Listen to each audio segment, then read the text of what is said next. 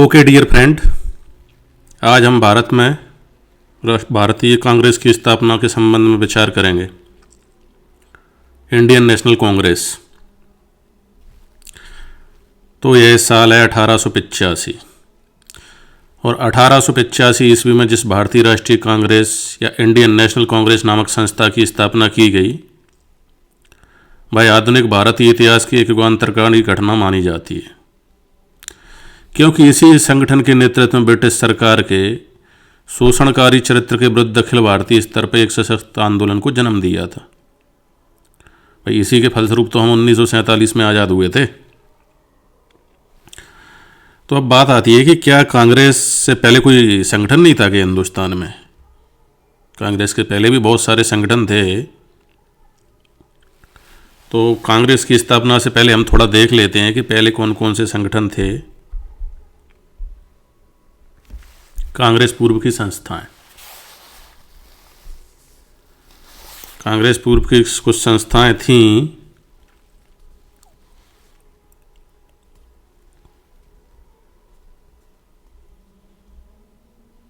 भाई क्या था,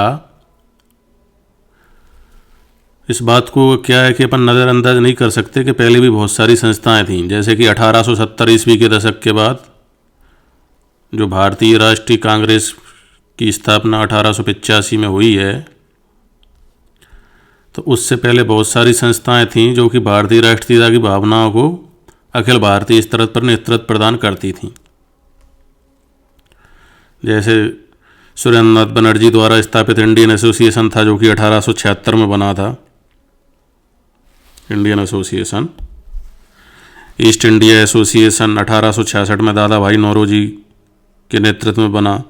पूना सार्वजनिक सभा थी ये 1870 में एम जी रानाडे द्वारा इसको बनाया गया था।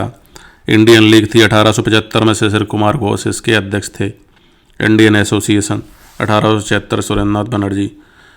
फिर एक और बॉम्बे प्रेसिडेंसी एसोसिएशन भी पहले बन चुका था। और मद्रास महाजन सभा 1884 में जी सुब्रमण्यम अय्यर इसके अध्यक्ष थे। बॉम्बे एसोसिएशन था। एक लैंड होल्डर सोसाइटी थी 1838, राजा राम मोहन राय द्वारा बनाई गई थी, है ना। नेशनल कॉन्फ्रेंस भी था 1883 में, इसकी एम बी राघवाचार्य के द्वारा स्थापित किया गया था। मद्रास महाजन सभा किसके द्वारा? 1884 में फिरोज शाह मेहता, कैटी तेलंग, बदरुद्दीन तैयब जी द्वारा स्थापित बॉम्बे प्रेसिडेंसी एसोसिएशन। परंतु क्या है कि एक बात तो स्पष्ट है कि इन संस्थाओं का प्रभाव क्या था? क्षेत्रीय था। स्वरूप भी क्षेत्रीय था, प्रभाव भी क्षेत्रीय था। भैया अब जरूरत महसूस की जा रही थी कि अखिल भारतीय लेवल पे कोई एक ऐसी संस्था तो बने जो हम देशवासियों को लेके पूरे देश का एक नेतृत्व कर सके, अखिल भारतीय स्तर की उभरती राष्ट्रीयता की भावनाओं को नेतृत्व प्रदान कर सके। क्योंकि ये सारी संस्थाएं तो उसको नेतृत्व प्रदान नहीं कर पा रही थी। छोटे छोटे यार स्थानीय क्षेत्रीय लेवल तक इनका क्षेत्र बटा हुआ था। इन्हीं जनी जरूरतों को ध्यान में रखते हुए भारतीय राष्ट्रीय कांग्रेस अस्तित्व में आई थी, है ना। तो अपन देखते हैं कांग्रेस की स्थापना। कांग्रेस की स्थापना कब हुई थी? 28 दिसंबर 1885 की बात है। तारीख 28 दिसंबर 1885 को। स्थान था मुंबई, गोकुलदास तेजपाल संस्कृत महाविद्यालय। और संस्थापक थे इसके यो हुम। पहले अध्यक्ष कौन थे? WC बनर्जी। और पहला अधिवेशन में 72 प्रतिनिधियों ने भाग लिया था इसमें, ठीक है। तो भारतीय राष्ट्रीय कांग्रेस की स्थापना 28 दिसंबर 1885 को वायसराय लॉर्ड डफरिन के शासनकाल में। उस समय वायसराय कौन था? Lord Dufferin. लॉर्ड डफरिन जो थे उस समय वायसराय थे। इनके शासनकाल में 28 दिसंबर 1885 को एक सेवानिवृत्त अंग्रेज सिविल सर्वेंट थे यो हुम, उन्होंने की थी इसकी स्थापना। तो यो हुम को भारतीय राष्ट्रीय कांग्रेस का पिता और जन्मदाता भी कहा जाता है। भैया यो हुम, ह्यूम, इनको भारतीय राष्ट्रीय कांग्रेस का पिता और जन्मदाता भी कहा जाता है। और यही इस संस्था के प्रथम सचिव भी थे और इस पद पर ये 1906 तक बने रहे थे, है ना। अब कुछ लोगों का मानना है, इसकी स्थापना को लेकर विवाद भी है। कांग्रेस की स्थापना को लेकर कुछ लोगों का विवाद है। कांग्रेस के इतिहासकार के रूप में प्रसिद्ध जो अपने पट्टाभी सीतारमैया है, उन्होंने कहा था कि कांग्रेस की स्थापना के रहस्य पे पर्दा पड़ा हुआ है। कुछ विद्वान तो मानते हैं कि कांग्रेस की स्थापना ब्रिटिश सरकार के षड्यंत्र के परिणाम स्वरूप हुई। उनका मानना था, उन्होंने इस संबंध में एक सिद्धांत दिया था, सुरक्षा वाल्व का सिद्धांत, सेफ्टी वाल्व थ्योरी, है ना, जिसके अंतर्गत कहा जाता है, क्या कहा जाता है इसके अंतर्गत? इसके अंतर्गत कहा जाता है कि सरकार के सीधे पहल और मार्गदर्शन पर कांग्रेस अस्तित्व में आई। और लाला लाजपत राय थे अपने, उन्होंने कहा था कि भैया कांग्रेस जो है ना, वो लॉर्ड डफरिन के दिमाग की उपज है। इनका मानना था कि हिंदुस्तान में तो लोग बागों में जागृति आ ही रही थी, अंग्रेजों को डर लगने लगा था कि कब आंदोलन हो जाए। 1857 की क्रांति तो पहले हो चुकी थी ना, तो उनको डर लग रहा था। तो इसलिए उन्होंने सोची समझी साजिश के तहत कि एक कोई ऐसी संस्था बनाओ जो कोई भी आंदोलन से पहले अपन को पता लग जाए, ये बीच में ये बाल्ब की तरह एक काम करे। एक ऐसी संस्था हमको बनानी चाहिए। उसी का परिणाम है, यानी लॉर्ड डफरिन ने ऐसा सोचा और उसके दिमाग का उपज थी और उन्होंने इसको गठन कर दिया, ऐसा मानना है। लेकिन इसके सपोर्ट में कोई अकाट्य प्रमाण प्रस्तुत नहीं किए जा सके, ना पक्ष में और ना विपक्ष में। भाई हम ये भी नहीं कह सकते कि नहीं है, ये भी नहीं कह सकते कि है। इसलिए इस थ्योरी को पूर्णतः सत्य असत्य की श्रेणी में नहीं रखा जा सकता है। भाई इस बात को तो अपन दरकिनार नहीं कर सकते ना कि उस समय 1870 का दशक था। उस समय सभी लोग इस बात को महसूस कर रहे थे कि भारतीय राष्ट्र में जो भावनाएं उबल रही हैं, उनको नेतृत्व करने वाली एक तो संस्था हो जो अखिल भारतीय स्तर पर होना चाहिए। उसकी जरूरत शिद्दत से महसूस की जा रही थी। उससे पहले तो सारी छोटी छोटी संस्थाएं थी ना, उससे पहले सारी छोटी छोटी संस्थाएं थी जो कि अखिल भारतीय स्तर पर इस चीज़ का नेतृत्व तो कर नहीं सकती थी। तो इस तरीके से हमने देखा कि भारतीय कांग्रेस की स्थापना हुई 28 दिसंबर 1885 में। पहला स्थान था इनका गोकुलदास तेजपाल संस्कृत महाविद्यालय में स्थापना हुई और संस्थापक कौन थे इसके? ये हुम थे। पहले इसके अध्यक्ष बने बेमोस चंद बनर्जी। पहला अधिवेशन में 72 प्रतिनिधियों ने भाग लिया। इतनी चीज़ आपने जान ली। सेफ्टी वाल्व थ्योरी जान ली। सेफ्टी वाल्व थ्योरी किसने दी थी? लाला लाजपत राय ने दी थी, मेनली। ठीक है, उसके बाद देख लेंगे कि इसका उद्देश्य क्या था कांग्रेस की स्थापना के। तो ह्यूम का उद्देश्य क्या था? ह्यूम का उद्देश्य था कि शिक्षित भारतीयों को एक मंच दे दिया जाए जिससे कि अंग्रेजों के विरुद्ध जो भी उग्र आंदोलन है उनको शांत कर दिया जाए। और भारतीयों की शिकायतें एक ही जगह से ले लो, बार बार कोई ये दे रहा है कोई वो दे रहा है। जब एक ही जगह से अपन को शिकायतें प्राप्त हो जाएंगी तो बहुत सारी चीज़ों को आसानी से हो जाएगी। और भारतीय जो नेता थे उनका उद्देश्य क्या था? भारतीय नेता चाहते थे कि भैया अंग्रेजी शासन में भारतीयों की राजनीतिक भागीदारी बढ़ना चाहिए और उसके लिए एक मंच होना चाहिए जो कि कांग्रेस देगा, और इससे राष्ट्रवादी चेतना का भी प्रसार होगा। और ब्रिटिश शासन को भारत की जो समस्याएं बताना है तो एक ही मंच ऐसा हो जिससे कि अपन सारी समस्याएं उनके सामने रख सकें। फिर इसके बाद आती है कि कांग्रेस की स्थापना के कारण क्या थे। भाई 1857 के विद्रोह के बाद अंग्रेज तो भारतीयों पर विश्वास करने लगे, इसलिए उनको भी जरूरत पड़ रही थी। फिर एक शिक्षित मध्यम वर्ग का विकास हो गया, प्रेस का विकास हो गया। बंगाल, बॉम्बे व मद्रास में राजनीतिक संगठन उधर हो ही रहे थे, आपने देख ही लिए। एक गिलबर्ट बिल विवाद भी हो गया था 1883 में, उसने राष्ट्रीय एकता को बढ़ा दिया था। और ये ह्यूम थे, उन्होंने भारतीय नेताओं को एक मंच पे लाने का प्रयास किया था। ये अपन ने कारण देख लिए। फिर अपन ने सेफ्टी वाल्व सिद्धांत थ्योरी देख ही ली है, सेफ्टी वाल्व थ्योरी। तो भारतीय राष्ट्रीय कांग्रेस की स्थापना 1885 में ब्रिटिश सरकार द्वारा भारतीयों के असंतोष को शांत करने के लिए की गई थी ताकि जनता का गुस्सा विद्रोह के रूप ना ले सके। ये सेफ्टी वाल्व थ्योरी की थ्योरी है और इसका सिद्धांत का प्रतिपादन किया था मुख्य रूप से लाला लाजपत राय ने। बाद में कुछ अंग्रेज इतिहासकार हुए हैं जिन्होंने भी इस चीज़ की समर्थन किया है। सिद्धांत का आशय क्या है कि सिद्धांत कांग्रेस को एक सेफ्टी वाल्व या दबाव निकालने वाला वाल्व की तरह प्रयोग किया गया। भारतीयों की शिकायतें और मांगे कांग्रेस के मंच पर व्यक्त हों ताकि वे क्रांतिकारी और हिंसक आंदोलन न करें, अंग्रेज सरकार को स्थिति पर नियंत्रण बनाए रखने में मदद मिली। अब आती है कि इसमें येओ की क्या भूमिका थी। भाई कांग्रेस के संस्थापक तो येओ थे ना, जो एक सेवानिवृत्त अंग्रेज अधिकारी थे। तो सेफ्टी वाल्व सिद्धांत के अनुसार ह्यूम ने सरकार के हित में कांग्रेस की स्थापना की। सेफ्टी वाल्व सिद्धांत के अनुसार है, ताकि असंतोष को संवैधानिक मार्ग में जोड़ा जा सके। अब इसकी कोई बहुत सारे लोग आलोचना भी करते हैं। आधुनिक इतिहासकार जो हैं वो इस सिद्धांत की अतिरंजित मानते हैं कि भाई ये कोई इस बात में दम नहीं है। कांग्रेस केवल ब्रिटिश की योजना नहीं थी, बल्कि अपने नेता भी चाहते थे भारतीय मध्य वर्ग की वास्तविक राजनीतिक आवश्यकता का परिणाम थी, ऐसा वर्तमान इतिहासकारों का मानना है। इसमें जैसे कि अपन दादा भाई नौरोजी है, सुरेंद्र नाथ बनर्जी है, जैसे नेताओं की सक्रिय भूमिका को भी अपन नकार नहीं सकते। ये तो अपन ने कांग्रेस की स्थापना देख ली भैया कि कांग्रेस की स्थापना हो चुकी है। कोई कहता है सेफ्टी वाल्व थ्योरी के रूप में हुई है, कोई कहता है तर्क थ्योरी के रूप में हुई है।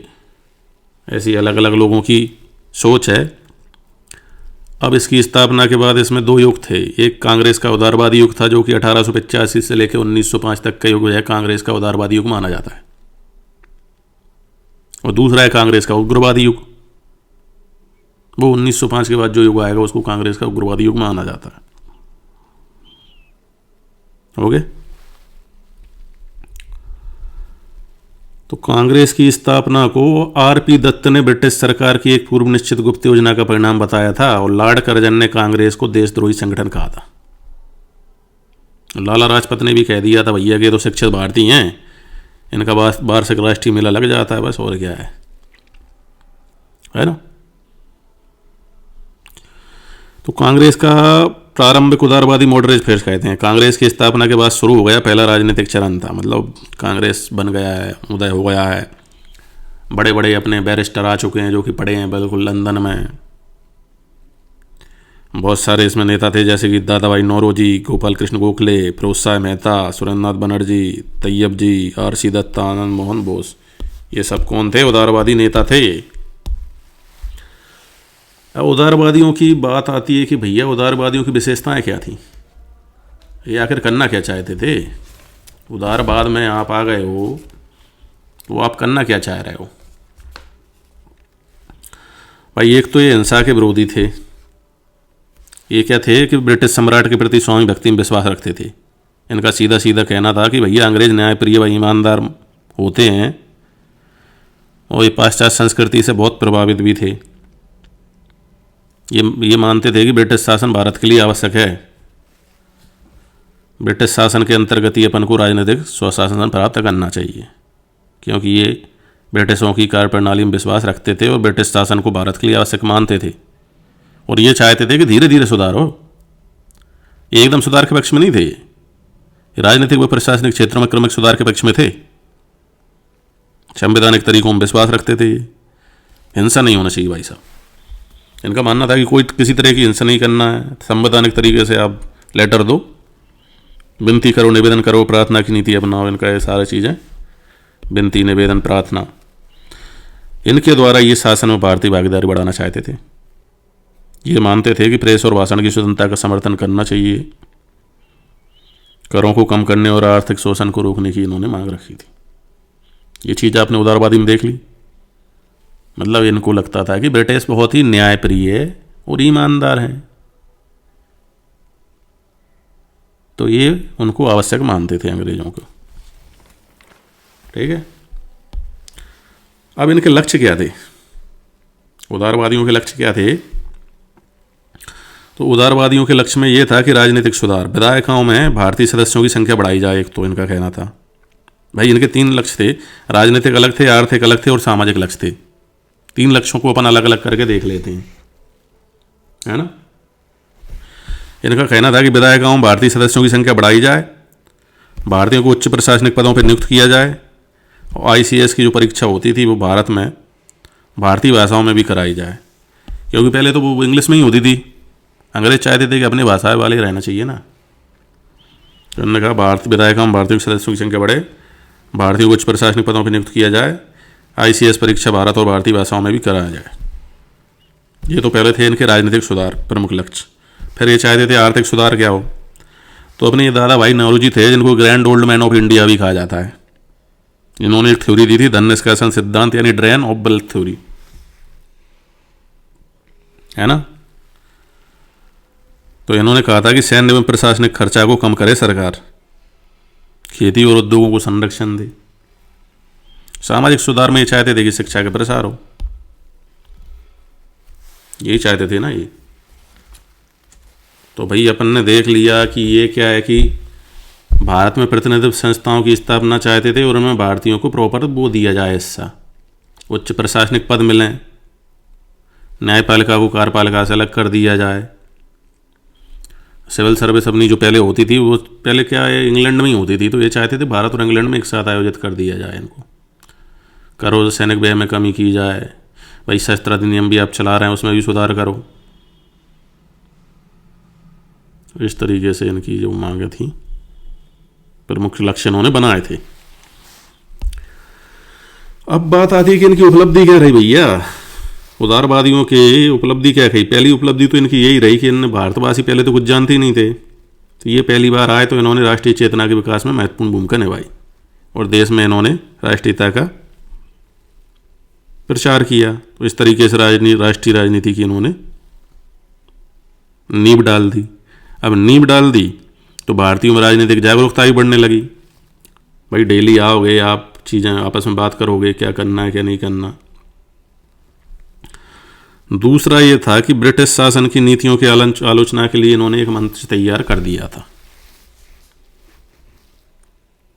ब्रिटिश सरकार जो भी दमनकारी शोषणकारी नीति बना रही थी उनकी आलोचना करने के लिए एक मंच तो चाहिए था। इसमें भाई दादा भाई नौरोजी भी थे, उन्होंने अंग्रेजों की धन निष्कासन नीति को जनता के सामने उजागर किया और इनकी मांगों पर ब्रिटिश सरकार ने 1892 का जो भारत सरकार अधिनियम आया था ना, इनकी मांग पे ही आया था भैया वो 1892 का भारत शासन अधिनियम, ठीक, पारित किया गया था। यद्यपि ऐसा मानते हैं कि ये भारतीयों की आकांक्षाओं की पूर्ति तो नहीं कर सका, लेकिन भैया इससे संवैधानिक मार्ग विकास तो होगा ना धीरे धीरे, कुछ नहीं इससे अच्छा कुछ तो हो रहा है। इन्होंने क्या, जैसे आगे आंदोलन होगा उसके लिए एक पृष्ठभूमि तैयार कर रहे हैं, धीरे धीरे राजनीतिक जागृति पैदा हो रही है। उससे ही तो अगर बात आगे चल के जो राष्ट्रीय आंदोलन होंगे उसके लिए शक्तिशाली पृष्ठभूमि तैयार हो रही है ना। ये प्रारंभिक चरण में भैया नेतृत्व चाहिए था तो नेतृत्व प्रदान किया इन्होंने, दिशा तय की राष्ट्रीय आंदोलन के लिए। तो ये सारी इनकी उपलब्धियां रहीं। तो इसलिए हम कह सकते हैं भैया कि ऐसा नहीं है कि इनका कोई योगदान ही नहीं है। हालांकि इनकी कुछ कमजोरियां थी भैया। एक तो कमजोरी ये थी कि इन्होंने बहुत ज़्यादा उम्मीदें पाल ली थी अंग्रेज़ों से, जबकि साफ साफ दिख रहा था कि अंग्रेज़ कोई काम के तो थे नहीं यार। इतने ईजिली मानने वाले होते तो वो बड़े बड़े युद्ध में लूट लपाट करके पूरे देश को मिला लिया था, क्यों करते वो। तो इन्होंने क्या कर दिया था, ब्रिटिश साम्राज्य के बारे में गलत धारणा पाल ली थी कि भैया वो न्यायप्रिय होते हैं। ये इनकी भारी भूल थी। और ये क्या सब कोट वोट सूट पैंट में रहते थे, सब पाश्चात्य संस्कृति में ज़्यादा ही ध्यान रखते थे, अत्यधिक बल देते थे। इसलिए इनको जन समर्थन प्राप्त भी नहीं हो रहा था ज़्यादा। जन संघर्ष का अभाव था, सरकार पे दबाव बनाने की क्षमता इनमें थी नहीं। तो इसलिए आम जनता आम लोगों से कम ही जुड़े हुए थे यार। ये क्या पढ़े लिखे लोगों का संगठन था तो आपस में उठते बैठते थे। तो ये सारी इनकी कमजोरियां थी। अब मानते हैं कि उदारवादी युग का अंत क्यों हुआ 1905 में। भाई एक तो बंग भंग 1905 में बंगाल विभाजन हो गया, बंग भंग आंदोलन हुआ तो युवा नेताओं में संतोष बढ़ गया। उग्र राष्ट्रवादी में जैसे कुछ लोग आए, तिलक, लाला बिपिन चंद्रपाल, लाला लाजपत राय, ऐसे युवा नेता आ गए जो कि उग्रवादी थे। और अंग्रेज़ों के उदारवादियों की मांग तो कोई मान नहीं रहे थे अंग्रेज। इसके साथ ही 1907 में सूरत विभाजन हो गया, उससे अंतिम रूप से उदारवादी गर्म दल अलग अलग हो गए। इस तरीके से उदारवाद कंप्लीट। तो आपने क्या क्या देखा बॉस? एक आपने देखा कि कांग्रेस से पहले की संस्थाएं, फिर कांग्रेस की स्थापना, और कांग्रेस की स्थापना के बाद कांग्रेस का उदारवादी चरण। ये सारी चीज़ें तो देख ही ली ना आपने।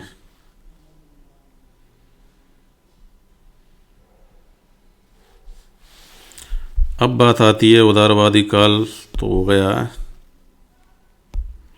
उग्रवादी फेज 1905 से लेकर 1919 तक, एक्सट्रीमिस्ट कहते हैं इसको अपन, है ना। तो उग्रवाद के कारण क्या थे उग्रवादी युग के? पहले भैया मध्य मार्गियों की विफलता हो गई थी। 20 वर्षों के संवैधानिक आंदोलन के बावजूद कुछ काम हो नहीं पाया था, ठोस सुधार हो नहीं रहे थे। 1905 में लॉर्ड कर्जन चले, उन्होंने बंगाल का विभाजन कर दिया, इससे राष्ट्रीय भावना भड़क गई। उसके बाद भी क्या ब्रिटिश साला दमनकारी नीतियाँ अपनाए जा रहे थे, अकाल पड़ रहा था, बेरोजगारी बढ़ रही थी, कर वृद्धि हो रही थी, नस्लीय भेदभाव था और ब्रिटिश शोषण पर शोषण किए जा रहे थे। इसके साथ ही क्या था कि विदेशी आंदोलनों का प्रभाव भी पड़ा भैया उग्रवादियों पे। आयरलैंड, इटली, रूस की क्रांतियाँ हो ही रही थी। तो इनको लगा कि जब ये छोटे छोटे से देश बड़े बड़े लोगों को हराए जा रहे हैं, तो मतलब अंग्रेज को ये से नहीं है कि इनको बहुत बड़े 30 मार गाँव के इनको हराया नहीं जा सकता है ना। उसके बाद शिक्षित युवाओं में असंतोष था, बेरोजगार अफसरों में कमी आ रही थी। इसके साथ ही भैया लॉर्ड कर्जन की नीतियाँ आप देख ही लियो, बंगाल का विभाजन कर दिया था और भारत का आर्थिक शोषण किए जा रहे थे, लूटे जा रहे थे। इसके साथ ही क्या सामाजिक धार्मिक सुधार आंदोलन भी तो हुए थे, उससे भी कुछ ऐसा उग्रवाद पे प्रभाव पड़ा।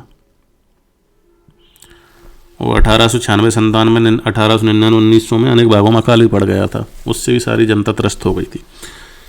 ये सारे इसलिए उग्रवादी युग के कारण थे। अब उग्रवादियों के साधन क्या थे? उग्रवादी तो भैया थोड़ा बोलते थे कि सीधे इंग्लिश से तो घी निकल नहीं सकता, तो टेढ़ी से ही निकालना पड़ेगा। वो क्या करते थे कि स्वदेशी पे बहुत बल दिया इन्होंने, स्वदेशी पे बहुत बल दिया है इन्होंने अपनी मांग मनवाने के लिए हिंसा का मार्ग चुना। जिन्हें अंग्रेजों की न्यायपीड़िता में विश्वास नहीं था, वो जानते थे कि ये साले पागल बना रहे हैं। इन्होंने विदेशी बस्तियों को त्याग दिया, स्वदेशी को अपनाने पर बल दिया। जैसे अपन आजकल त्याग देते हैं ना कि चाइना ज़्यादा वो कर रहा है तो उसकी वस्तुओं को त्यागो। और इनका अंतिम लक्ष्य स्वराज की प्राप्ति था। बस हमें तो स्वराज चाहिए, चाहे किसी भी मार्ग से प्राप्त हो। इनके इन प्रकरण स्वराज चाहिए, मतलब चाहिए। इन्होंने अपनी राष्ट्रीय शिक्षा का प्रचार किया, जन आंदोलन करते थे, सभाएं लेते थे, आत्म बलिदान त्याग पर बल दिया इन्होंने, क्रांतिकारी गतिविधियों को नैतिक समर्थन दे दिया इन्होंने। प्रत्यक्ष तो नहीं दिया था लेकिन दे दिया था। तो उग्रवादी विचारधारा क्या थी? आइडियोलॉजी स्वराजी लक्ष्य लगा, जिन्होंने बाल गंगाधर तिलक ने कहा था कि स्वराज मेरा जन्म सिद्ध अधिकार है। आत्मशक्ति, आत्मनिर्भरता, राष्ट्रीय गौरव और सांस्कृतिक पुनर्जागरण पर विश्वास करते थे, जन आंदोलन में विश्वास करते थे। इनकी उपलब्धियाँ क्या रहीं? अब उपलब्धियाँ ये रहीं कि यार एक तो राष्ट्रीय आंदोलन का जनाधार बढ़ा दिया इन्होंने, स्वदेशी आंदोलन को मजबूती से इन्होंने रखा।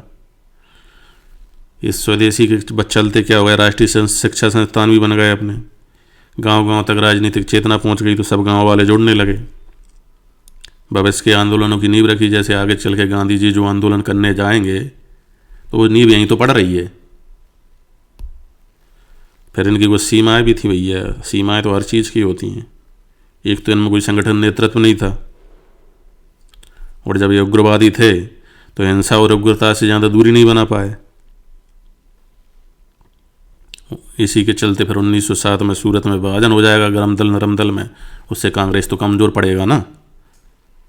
और ब्रिटिश मानने वाले नहीं थे कि तुम उग्रता दिखाओगे तो हम भी तुम्हें पीटेंगे। तो ब्रिटिशों ने दमन किया और आंदोलन कमज़ोर पड़ गए। इस तरीके से आज के लेक्चर में हमने जो देख लिया है कि कांग्रेस की स्थापना, कांग्रेस के पहले की संस्थाएं देख ली, कांग्रेस की स्थापना देख ली, कांग्रेस की स्थापना से संबंधित जो था सेफ्टी वाल्व थ्योरी देख ली कि लाला लाजपत राय ने जो दी थी। उसके अलावा उग्रवाद उदारवादी दो चरण देख लिए कांग्रेस के। उग्रवाद उदारवादियों के क्या थे, उग्रवादियों के क्या थे, उपलब्धियां देख ली। कांग्रेस से संबंधित ही मोटा मोटा हमने देख लिया है। तो आप बस चैनल को लाइक करें, सब्सक्राइब करें और अच्छी नॉलेज के लिए नॉलेज पाते रहें। मिलते हैं नेक्स्ट लेक्चर में।